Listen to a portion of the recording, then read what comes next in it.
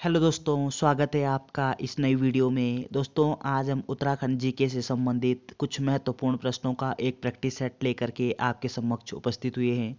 तो बिना देरी किए हम इन इम्पोर्टेंट सवालों को शुरू करते हैं। इससे पहले यदि आपने चैनल को सब्सक्राइब नहीं किया है तो चैनल को सब्सक्राइब करके बेल आइकन को प्रेस कर दें। तो चलिए, इस वीडियो का पहला प्रश्न है, धौली गंगा जल विद्युत परियोजना उत्तराखंड के किस जिले में स्थित है? तो किस जनपद में अवस्थित होगी धौली गंगा जल विद्युत परियोजना? आपका सही उत्तर होगा पिथौरागढ़ जनपद में। ऑप्शन डी यहाँ पे सही दिया गया है। अगला प्रश्न है, चंद राजवंश की अवधि के दौरान सिरती एक था। तो सिरती ये चंद राजवंश के दौरान क्या था? आपका सही उत्तर क्या होगा? आपका सही उत्तर होगा कि सिरती ये एक प्रकार का भूमिकर था। ऑप्शन डी आपका सही उत्तर दिया गया है। अगला प्रश्न है कि मरणोपरांत किसको विक्टोरिया क्रॉस से सम्मानित किया गया था? तो सबसे पहले मरणोपरांत इन चारों में से विक्टोरिया क्रॉस से किसको सम्मानित किया गया था? आपका सही उत्तर होगा नेव चपल को। ऑप्शन बी आपका सही उत्तर हो जाएगा। अगला प्रश्न है कि मई 1938 में श्रीनगर गढ़वाल में आयोजित राजनीतिक सम्मेलन में किसने भाग लिया था? तो इन चारों में से किसके द्वारा प्रतिभाग किया गया था? आपका सही उत्तर होगा पंडित जवाहरलाल नेहरू। ऑप्शन बी आपका सही उत्तर दिया गया है। अगला प्रश्न है कि मरोज क्या है? तो मरोज बताना है आपको, इन चारों में से क्या होगा मरोज?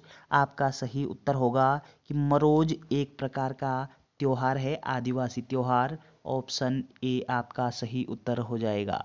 अगला प्रश्न है कि 1917 में अल्मोड़ा में आयोजित कुमाऊं परिषद के पहले सत्र की अध्यक्षता किसने की थी? तो 1917 में अल्मोड़ा में जो कुमाऊं परिषद का प्रथम अधिवेशन आयोजित हुआ है, उस अधिवेशन की अध्यक्षता इन चारों में से किस व्यक्ति के द्वारा किया गया है? आपका सही उत्तर होगा जयदत्त जोशी के द्वारा। ऑप्शन सी यहाँ पे सही दिया गया है।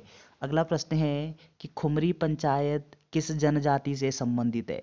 तो किस जनजाति से संबंधित होगी? आपका सही उत्तर होगा जौनसारी जनजाति से।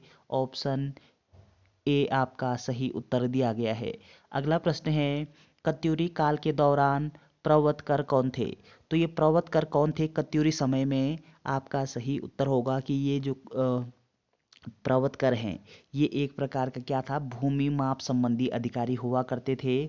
ऑप्शन डी यहाँ पे सही दिया गया है। अगला प्रश्न है कि तुर्की के यंग तुर्क आंदोलन से प्रेरित होकर बैरिस्टर मुकंदीलाल ने कौन सा मासिक समाचार पत्र प्रकाशित किया था?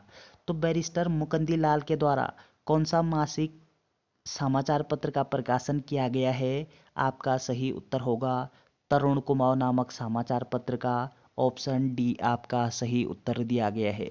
अगला प्रश्न है, यूनेस्को द्वारा मान्यता प्राप्त रम्माण किस जिले से संबंधित है? तो ये जो रम्माण नामक त्योहार है, ये किस जनपद में आयोजित होता है? आपका सही उत्तर होगा चमोली में।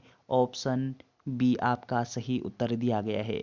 अगला प्रश्न है, उत्तराखंड के किस वर्ष जैविक कृषि अधिनियम पेश किया गया? तो उत्तराखंड ने किस वर्ष जैविक कृषि अधिनियम पेश किया था? आपका सही उत्तर होगा कि ये किया गया था आपका वर्ष 2019 में। ऑप्शन बी आपका सही उत्तर हो जाएगा। अगला प्रश्न है, किस वर्ष उत्तराखंड सरकार ने अपना पंचायती राज अधिनियम पारित किया?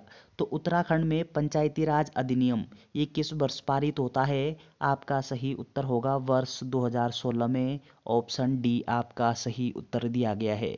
अगला प्रश्न है, उत्तराखंड के माहिम वर्मा किससे संबंधित हैं? तो माहिम वर्मा का संबंध किस क्षेत्र से है? इन चारों में से बताना है आपको। आपका सही उत्तर होगा क्रिकेट से। ऑप्शन सी आपका सही उत्तर दिया गया है। अगला प्रश्न है, निम्न में से किस जाति को थारू अपनी पुश्तैनी जाति मानते हैं? तो थारू लोग अपनी पुश्तैनी जाति किस जाति को मानते हैं इन चारों में से? आपका सही उत्तर होगा किरात को। ऑप्शन बी आपका सही उत्तर दिया गया है। अगला प्रश्न है, उत्तरकाशी के भोटिया क्या कहलाते हैं? तो उत्तरकाशी जनपद में जो भोटिया निवास करते हैं उनको हम अन्य किस नाम से जानते हैं? आपका सही उत्तर होगा जाड़ नाम से। ऑप्शन सी आपका सही उत्तर दिया गया है। अगला प्रश्न है, किस वर्ष औली में विंटर स्नो गेम्स हुए हैं? तो किस वर्ष हुए हैं? आपका सही उत्तर होगा 1987 में। ऑप्शन सी आपका सही उत्तर दिया गया है। अगला प्रश्न है, उत्तराखंड राज्य के निर्माण के समय केंद्र में किस राजनीतिक दल ऑब्लिक गठबंधन की सरकार थी? तो जिस समय उत्तराखंड राज्य के निर्माण के समय केंद्र में कौन सी सरकार थी? आपका सही उत्तर क्या होगा? आपका सही उत्तर होगा राष्ट्रीय जनतांत्रिक गठबंधन। ऑप्शन बी आपका सही उत्तर दिया गया है। अगला प्रश्न है, उत्तराखंड में पहली कुल्ली एजेंसी के संस्थापक कौन थे? तो उत्तराखंड में जो पहली कुल्ली एजेंसी थी, इसके संस्थापक कौन थे? आपका सही आंसर होगा ठाकुर जोत सिंह की अध्यक्षता में की गई थी प्रथम कुल्ली एजेंसी की स्थापना। ऑप्शन बी आपका सही उत्तर दिया गया है। अगला प्रश्न है, निम्नलिखित में से कौन सा दर्रा पिथौरागढ़ और तिब्बत को जोड़ता है? तो पिथौरागढ़ और तिब्बत को जोड़ने वाला दर्रा कौन सा है? आपका सही उत्तर होगा लिपुलेख दर्रा। ऑप्शन ए आपका सही उत्तर दिया गया है। अगला प्रश्न है, कोटेश्वर बांध की बिजली उत्पादन क्षमता कितनी है?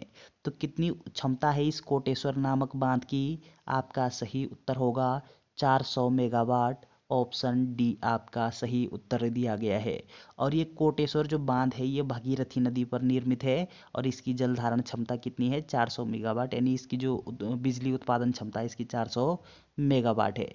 अगला प्रश्न है कि उत्तराखंड के किस मुख्यमंत्री ने स्थानीय स्वशासन में महिलाओं के लिए 50% आरक्षण को मंजूरी दी?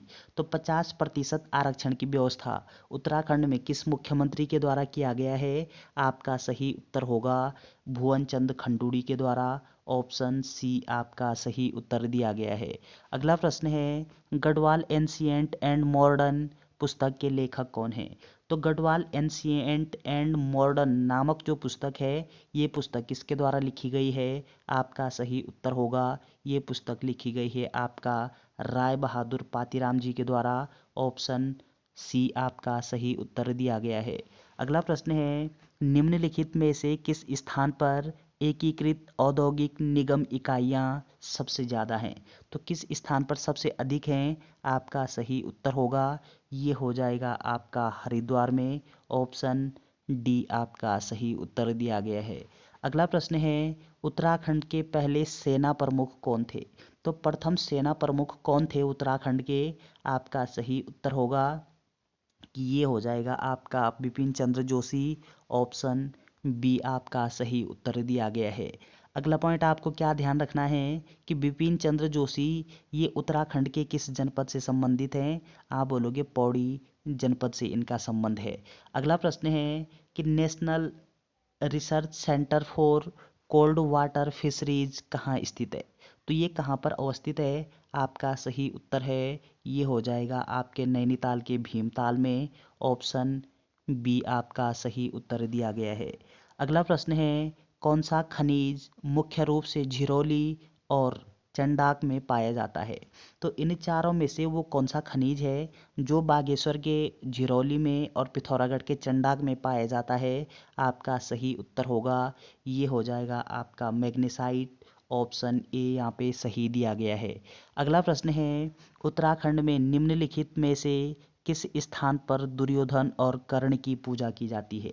तो दुर्योधन और कर्ण की पूजा ये किस स्थान पर की जाती है उत्तराखंड में? आपका सही उत्तर होगा ये की जाती है आपके उत्तरकाशी के नेटवाड़ में।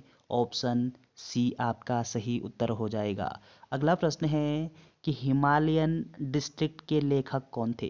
तो हिमालयन डिस्ट्रिक्ट नामक जो पुस्तक है ये पुस्तक किस व्यक्ति के द्वारा लिखी गई है? आपका सही उत्तर होगा ये एटकिंसन के द्वारा लिखी गई पुस्तक है। ऑप्शन बी आपका सही उत्तर दिया गया है। अगला प्रश्न है कि किस नेपाली राजा ने 12वीं शताब्दी के अंतिम युग में खसदेश, केदार भूमि और दानव भोटाल पर शासन किया था? तो किसके द्वारा किया गया था? आपका सही उत्तर होगा अशोक चल के द्वारा। ऑप्शन ए आपका सही उत्तर दिया गया है। अगला प्रश्न है कि उत्तराखंड में सबसे अधिक नगरीकृत वाला जनपद कौन सा है? तो सबसे अधिक नगरीकृत जो जिला है वो कौन सा है उत्तराखंड में? आपका सही उत्तर होगा देहरादून। ऑप्शन बी आपका सही उत्तर दिया गया है। तो चलिए दोस्तों, ये उत्तराखंड सामान्य ज्ञान से 30 इंपॉर्टेंट प्रश्न थे। वीडियो अगर आपको अच्छी लगती है तो चैनल को शेयर एंड सब्सक्राइब करना ना भूलें। Thanks for watching.